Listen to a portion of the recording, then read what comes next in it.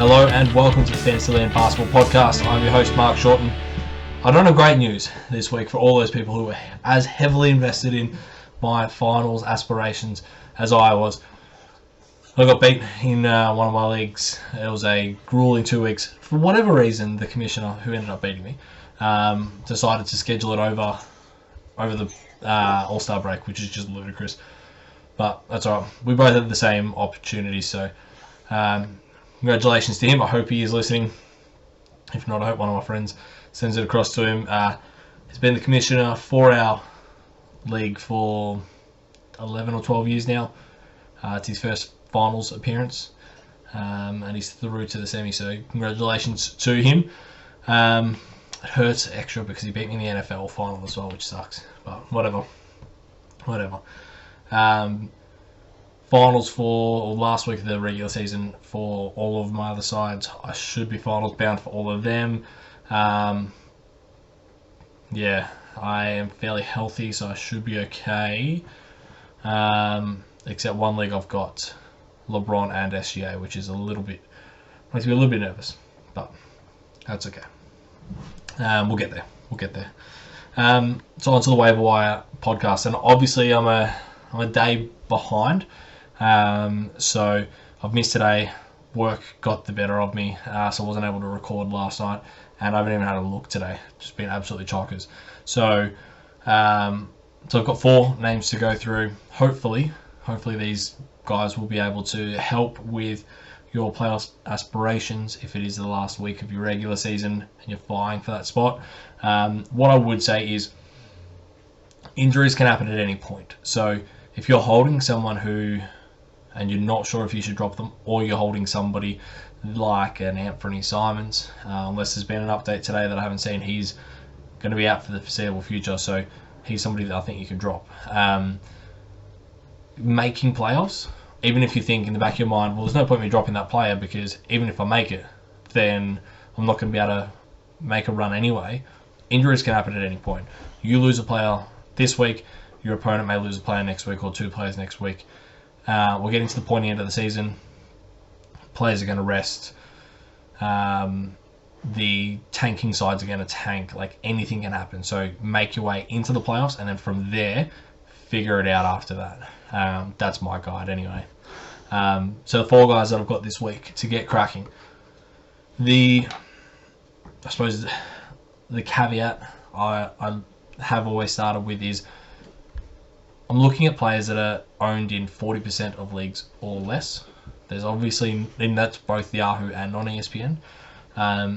There's no point in looking for a player who's only owned in, say, 40% or less, or 20% in ESPN and owned in 80% on Yahoo. Like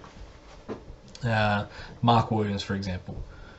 17% owned on ESPN, 67% owned on Yahoo. That makes no sense. All the ESPN players are sleeping on him.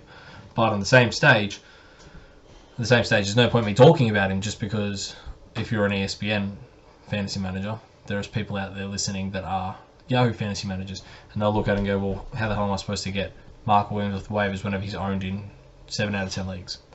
So as a general rule of thumb, we like to dive a little bit deeper, go 40% or lower on ownership and on both, which obviously makes the pool even smaller again. So, with that being said, first person, I've never spoken about this person on a fantasy podcast either, but Isaiah Joe. So with SGA serving a little bit of time on the sidelines, his minutes have gone way up. 35 minutes in his second to last, 28 in his last, 24 points, 28 points, 6 and 4 triples, 7 boards, 3 assists, good shooting percentages from the field. Got to the line a ton in one of the games, but didn't in the other. So that's okay. And I think while his minutes are up, 22, 23, 23, 16 points, 12 points, 15 points, 18 points, like, he's going to be decent for scoring, and he's going to be decent for triples. You're not going to get too much on the defensive stats side. You're probably going to get 4 or 5 boards on a night, 5 might be a little bit ambitious, but you're going to get probably 3 assists as well. And the most important thing there is his usage goes way up without SGA on the floor. We're talking 22, 23, 24% on his usage rate. So Isaiah Joe, somebody that I really like this week and somebody who I'm targeting. OKC played 4 games. They didn't play today, so they played 4 out of the last 6 games of the week, which is pretty ideal right now. So I really like him as somebody to target. The next player I've got on my list here is Dennis Schroeder. Unfortunately, LeBron is serving time, and D'Angelo Russell is D'Angelo Russell. So I like Dennis Smith. Sorry, I like Dennis Schroeder whenever he gets minutes. He is likely to destroy your field goal if he's not on for a night. But overall, I think he's somebody that is worth owning, and somebody it's almost a must own with LeBron missing time. I'm just going to pull up his numbers for when LeBron is off the court, and we'll have a bit of a look. Hopefully they're going to reinforce my beliefs in Dennis Schroeder.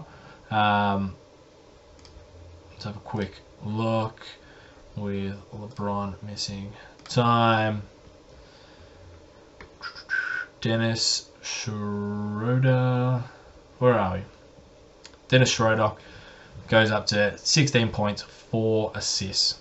Can't really complain too much about that, can you? Somebody you're going to get off your waivers. He's only owned in... where did I see it before? Not owned in a lot of places. Got to get it together here. Dennis Schroeder. 30% on Yahoo leagues, 28% on ESPN leagues. That's his ownership. So he's available. Both of those platforms. He's available in 7 out of 10 leagues. So Dennis Schroeder is somebody who I think is a priority add this week. He and the Lakers play 4 games. Again, the exact same schedule as OKC. They didn't play in today's games, but they played 4 out of the last 6. So, and they've got some decent matchups there as well. Memphis, they're obviously a good side, but you've got away to Oklahoma, you at home to Minnesota, and then Golden State, who are not without their injury concerns themselves. 3 very winnable games there. Arguably 4. I'm not as high on Memphis as everybody else is. I don't see them going deep into the playoffs. In fact, I see them being knocked out first round, but that's okay. Dennis Schroeder is somebody that I've picked up pretty much everywhere. The other Dennis, the one that I mentioned, Dennis Smith Jr. LaMelo Ball went down. I reckon that is his season done, which is obviously unfortunate if you're a LaMelo owner. But, I mean, we kind of saw this coming, didn't we? There was whispers, maybe more whispers on my side than anything else, that with his last ankle injury, he was going to miss time and miss the rest of the season, but he didn't. He came back. Charlotte suck. So I think that LaMelo is done for the year, and Dennis Smith Jr. is that next man up. His minutes are going to go way, way up. He's not somebody who is going to help you with field goal. He's probably not going to get too many points for you, but what he does do really, really well is he jams it. Not that that does anything for your fantasy, but what he does do is he'll get you bulk assists, and he has a really good chance to get you bulk steals as well. On the season, if we're looking at his production without LaMelo Ball, and because LaMelo Ball's missed a bit of time, we've got quite a large sample size here. So we've got 19 games played with 19 games of Dennis Smith Jr. on the court without LaMelo Ball playing. His points, you're at about 10 points, fine, but his assists are at 6 and his steals are at 1.6. Yeah, sign me up. that's unreal. I'd be very, very happy with that. As I said, his field goal's not going to be amazing. He certainly can't shoot from deep. But I really like Dennis Smith Jr. for the remainder of the season without LaMelo Ball in the lineup. I think that's an absolute smash spot for him. As I said, owned in 21% on Yahoo, 15% on ESPN. So go get it. And then the final one, which is I been hot and cold on putting him on. The reason that he's on is because he's just got bulk minutes right now with Anthony Simons out. Dame Lillard takes up the bulk of the scoring, so that's fine. This guy's Matisse Thybulle is not a scorer. What he does do really well is defend and rack up steals. Since he got to Portland, he's averaging just over 2 steals a game in the 4 games. He's also averaging 32 minutes a night since he got there, in the 4 games that he got there. As I said, is he going to do anything else for you besides get you steals? He might get you a block, but is he going to do anything else besides that? Absolutely not. Steals are one of the hardest categories to come by in fantasy, and he is somebody who does that as an almost subject matter expert. So I like Matisse Thybulle. I've always liked him. He just didn't get the run. Helps that he also plays for the Boomers, so I love that. But Matisse Thybulle and the Portland Trailblazers had the exact same schedule as the Lakers and the exact same schedule as OKC. Didn't play today. 4 games in the last 6. So I really like Matisse as well. If you're in need of steals, if you're not, give him a miss. Target the other guys. Players who I would actively avoid this week: anybody from Cleveland. They play 2 games. That's it. If you're looking to kind of pick up and drop them, that's fine. I don't think they've got too much when it comes to the depth there anyway, but they only play 3 games, so they only play 2 games, so I wouldn't be targeting them for for week-long leagues, or as somebody that you want to pick up and hold. Denver Nuggets, they're the other one as well. So I know that there is quite a bit of love for somebody like where'd he go? Is he not even on this list here? He's not. Unbelievable. I was going to say Reggie Jackson, but he's that bad. He's not even on my top 200 list on Basketball Monster. They've only got 2 games this week as well, so I wouldn't even bother with a Denver player. They're super top heavy. Jokic, everything goes through Jokic, so I wouldn't bother with anybody else on that roster. Or anybody that's readily available on that roster.